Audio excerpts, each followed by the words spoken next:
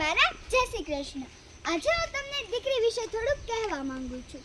માતાની મિત્ર છે દીકરી, પિતાનો પ્રેમ છે દીકરી, દાદાની લાડકી છે દીકરી, દાદીની વહાલી છે દીકરી, સંબંધની સરિતા છે દીકરી, પ્રેમનો પ્રવાહ છે દીકરી, કુટુંબનો કિલકાર છે દીકરી, વાત્સલ્યનો રણકાર છે દીકરી, મર્યાદાની મૂરત છે દીકરી, સંસ્કારોની સુરત છે દીકરી, બલિદાનની પરાકાષ્ઠા છે દીકરી, પૂર્ણનો પ્રભાવ છે દીકરી, આવતી પેઢીની માં છે દીકરી.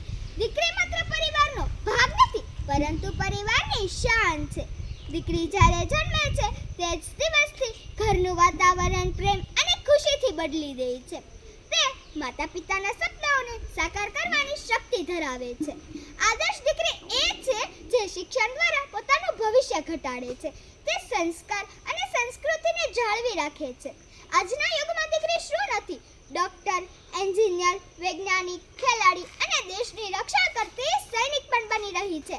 સમાજમાં દીકરીને યોગ્ય સન્માન અને સમાન અધિકારે મેળવવા જોઈએ.